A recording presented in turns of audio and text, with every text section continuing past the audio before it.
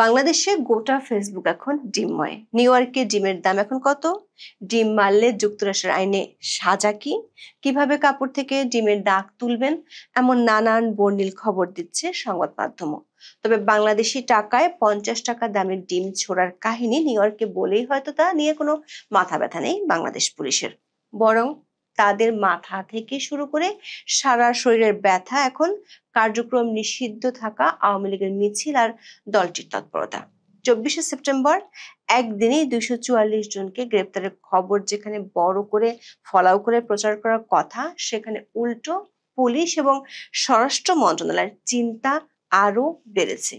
খোদ পুলিশের কর্তা ব্যক্তিরাই সংবাদ সম্মেলনে বলছেন, আওয়ামী লীগের এত বিশাল সমর্থক গোষ্ঠী আছে যে দলটির মিছিল ও তৎপরতা পুরোপুরি সিলগালা করা দুঃসাধ্য। আবার পুলিশের বস স্বরাষ্ট্র উপদেষ্টা প্রকাশ্যে বলেছেন, আওয়ামী লীগ ও এর সহযোগী সংগঠনের নেতা কর্মীরা যাতে সহজে জামিন না পান সে ব্যাপারে চেষ্টা করা হচ্ছে। মানে সাংবিধানিক মৌলিক অধিকারকে পকেট বন্দি করেও কুল কিনারা করতে পারছে না সরকার। প্রশ্ন হলো, পুলিশ ও স্বরাষ্ট্র মন্ত্রণালয় এবং সরকার এমন দিশেহারা ভাব কেন? সূত্রগুলো বলছে, পুলিশের হাতে দলটির তৎপরতার এমন কিছু খবর এসেছে যা নিয়ে বেশ বড় রকমের চিন্তায় পড়েছে পুলিশের ঊর্ধ্বতন কর্তৃপক্ষ। সরকার একাধিক সূত্র বলছে, আওয়ামী লীগের কার্যক্রম নিষিদ্ধের ইস্যুটি ভুল ছিল, এমনটা মনে করছেন একাধিক উপদেষ্টা। বিস্তারিত জানতে চলুন যাওয়া যাক বিশ্লেষণে। সেপ্টেম্বর ঢাকা মহানগর পুলিশের কাছে খবর আসে পরদিন, মানে 24শে সেপ্টেম্বর দুপুর 1টা থেকে বিকেল 5টার মধ্যে আওয়ামী লীগ ও অঙ্গ সংগঠনের নেতাকর্মীরা রাজধানীতে বড় ধরনের শোডাউন করবে। রাজধানীর আগারগাঁও থেকে মিছিল শুরু হয়ে ধানমন্ডির 32 নম্বরে শেষ হবে, এমন খবর জানতে পারে পুলিশ। পুলিশ সূত্রে জানা গেছে, আওয়ামী লীগের হোয়াটসঅ্যাপ গ্রুপের একটি মেসেজ তাদের হাতে আসে। সেই মেসেজে প্রতিটি সাবেক এমপিকে নিজ নিজ এলাকা থেকে 300 থেকে 500 জন কর্মী ঢাকায় পাঠাতে বলা হয়। পরিকল্পনা ছিল, আগারগাঁও থেকে শাহবাগ পর্যন্ত 8টি স্পট থেকে মিছিল বের হবে এবং সেটি শেষ হবে ধানমন্ডি 32 নম্বরে গিয়ে। এমন খবর পেয়ে স্পটগুলোতে আগে থেকেই অবস্থান নেয় পুলিশ ও গোয়েন্দারা। পুলিশের ঊর্ধ্বতন কর্তৃপক্ষ সাহায্য চায় স্থানীয় বিএনপি, যুবদল ও ছাত্রদলের। তাদের সহায়তায় আগারগাঁও থেকে ফার্মগেট এলাকা পর্যন্ত কমপক্ষে 244 জনকে আটক করে পুলিশ। তবে পুলিশের একটি সূত্র বলছে, এদের অনেকেই নিরীহ পথচারী ও হকার। তবে একদিনে প্রায় 250 নেতাকর্মী গ্রেপ্তার হওয়ায় নিজেদের লোকজনকেই দায়ী করছে আওয়ামী লীগ ও সহযোগী সংগঠনের নেতারা। বিডি নিউজ 24 খবরে বলা হয়েছে, ঢাকায় একযোগে মিছিলের পরিকল্পনা নিয়ে টেলিগ্রাম গ্রুপের আলাপের তথ্য ফাঁস করে দিয়েছেন দলেরই কেউ কেউ। গ্রুপ থেকে তথ্য ফাঁস নিয়ে ফেসবুকেও ক্ষোভ ঝেড়েছেন নেতাকর্মীদের অনেকে। পুলিশের ভাষ্য অনুযায়ী, আওয়ামী লীগের মিছিলের সংখ্যা বাড়ার পর থেকে 24শে সেপ্টেম্বর একদিনই সবচেয়ে বেশি সংখ্যক নেতাকর্মীকে মিছিল থেকে গ্রেপ্তার করা হয়েছে। এমন সাফল্যের পর তড়িৎ প্রেস কনফারেন্স ডাকে ঢাকা মহানগর পুলিশ বা ডিএমপি। বিকেলে ডিএমপি মিডিয়া সেন্টার আয়োজিত সংবাদ সম্মেলনে অতিরিক্ত police commissioner S N. Mohammad Nazrul Islam যা বলেছেন তাতে পুলিশের দুশ্চিন্তার কথাই ফুটে উঠেছে। এক সাংবাদিক প্রশ্ন করেছিলেন, কার্যক্রম নিষিদ্ধ হওয়া সত্ত্বেও আওয়ামী লীগের মিছিল যে রোখা যাচ্ছে না, এটি কি পুলিশের ব্যর্থতা কিনা? দর্শক, একটু শুনে আসি এর জবাবে অতিরিক্ত police commissioner S N. Nazrul Islam কি বলেছেন। ইউনূস ও তার মিত্রদের এমনকি বিরোধী রাজনৈতিক দলগুলোর মুখেও গত 1 বছর ধরে শুনে আসছি, আওয়ামী লীগের কোনো জনসমর্থন নেই। তারা দাবি করেন, গত 16 বছরের দুঃশাসনের কারণে মানুষ আওয়ামী লীগকে ঘৃণাই করে, অথচ সরকারের পুলিশ বাহিনীর ঊর্ধ্বতন কর্মকর্তা সজ্ঞানে বলছেন, আওয়ামী লীগের একটি বিরাট জনগোষ্ঠী ও সাপোর্টার আছে, যার মাত্র 1% দেশের বাইরে। দলটির সমর্থন এত যে তিনি বলেছেন, এদের মিছিল বন্ধ করা বা তাকে সিলগালা করে লাল কাপড় দিয়ে বস্তাবন্দি করে ফেলা পুলিশের পক্ষে দুঃসাধ্য। বোঝাই যাচ্ছে, সাম্প্রতিককালে ঢাকায় একের পর এক আওয়ামী লীগের মিছিলে ঘুম নষ্ট হয়েছে বাংলাদেশের অন্তর্বর্তী সরকারের আর পুলিশের। 6 দিন আগে জার্মান ভিত্তিক সংবাদ মাধ্যম ডয়েচে ভেলের শিরোনাম ছিল, অন্তর্বর্তী সরকার উদ্বেগ বাড়াচ্ছে আওয়ামী লীগ। অথচ গত 12ই মে প্রচন্ড সমালোচনা থাকা সত্ত্বেও শুধুমাত্র মিত্রদের খুশি করতে নির্বাহী আদেশে সরকার আওয়ামী লীগের কার্যক্রম নিষিদ্ধ করেছিল। এমনকি আইনে দলের কার্যক্রম নিষিদ্ধের বিধান না থাকলেও সে বিধানও যুক্ত করেছিল। এর আগে থেকে অপারেশন ডেভিল হান্ট থেকে শুরু করে নানা নামে অভিযানে দলটির বহু নেতাকর্মীকে গ্রেপ্তার করে আইন শৃঙ্খলা বাহিনী।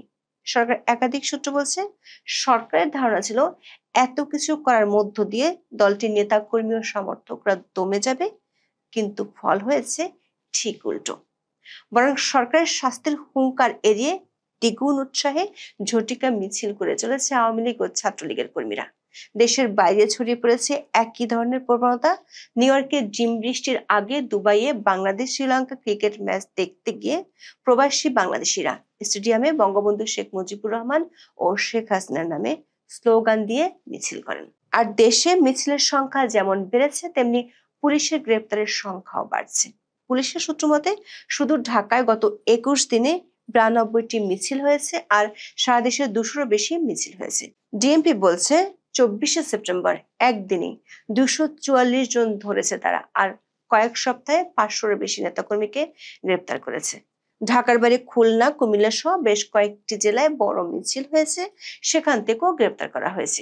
21শে সেপ্টেম্বর কুমিল্লায় 20 জনকে গ্রেপ্তার করা হয়, কিন্তু তাতেও সরকারের চিন্তা থেমে নেই।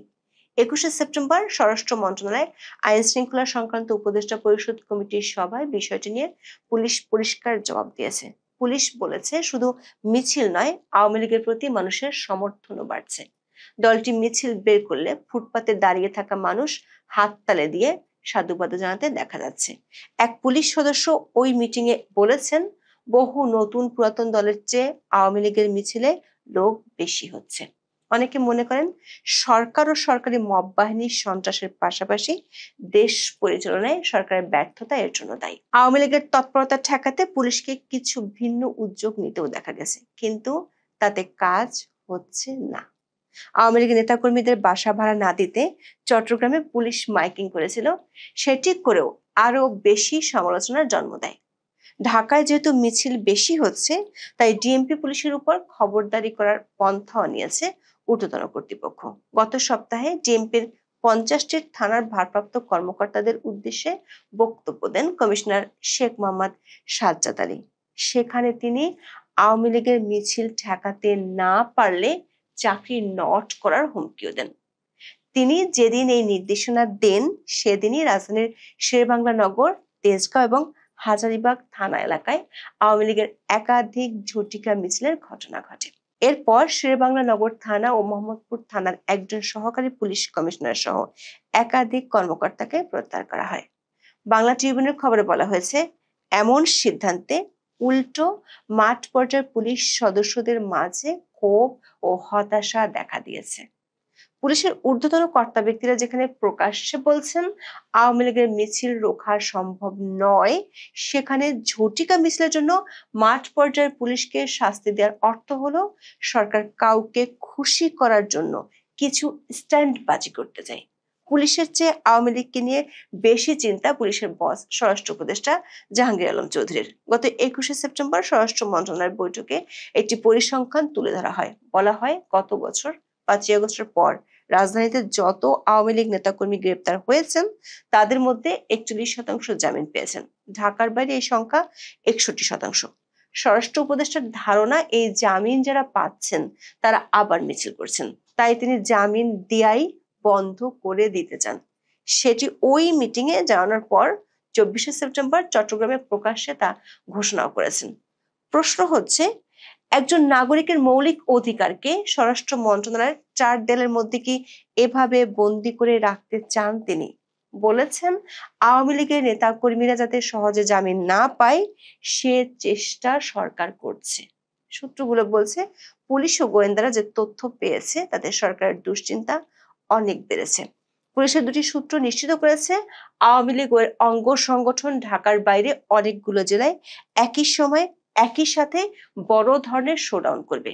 ঢাকায় যেভাবে মিছিল ঠেকানো যাচ্ছে, সেটি জেলা পর্যায়ে সম্ভব নয়। এর মধ্যে চট্টগ্রাম ও খুলনার পুলিশ একই ধরনের বার্তা দিয়েছে, যদিও দলটির পক্ষ থেকে নাশকতার আশঙ্কা করছে না পুলিশ। সেটি প্রেস ব্রিফিং এ অতিরিক্ত police commissioner S N Mohammad Nazrul Islam বলেছেন। কিন্তু ঢাকার বাইরে একসাথে বড় ধরনের শোডাউন হলে সেটি ভিন্ন বার্তা দিবে। বিশেষ করে দক্ষিণাঞ্চলে এ ধরনের শোডাউন ঠেকানোর মতো সক্ষমতা এই মুহূর্তে পুলিশের নেই। আর নাশকতা না করলে সেনাবাহিনী কোনো ধরনের অ্যাকশনে যাবে না। এমন পরিস্থিতিতে নিউ ইয়র্কে বসে ঘুম হারাম হয়ে যাচ্ছে সরকারের কোর কমিটির।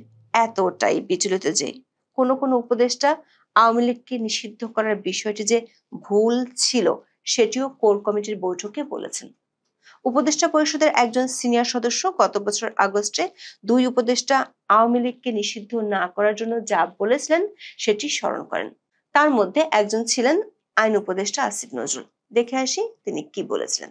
ব্যক্তিগতভাবে আমি মনে করি কোন রাজনৈতিক দলকে নিষিদ্ধ করার পক্ষে আমি না, আনলেস আপনার যদি একদম সুশক্তভাবে জঙ্গি তৎপরতা, রাষ্ট্রবিরোধী তৎপরতা, কোট আনকোট যে বিভিন্ন পলিটিক্যাল পার্টি রেটরিক হিসাবে ইউজ করে সেটা না, সত্যিকার অর্থে সেরকম থাকলে তাও প্রচন্ড সততার সাথে তদন্ত করে দেখে হয়তো এটা করা যেতে পারে।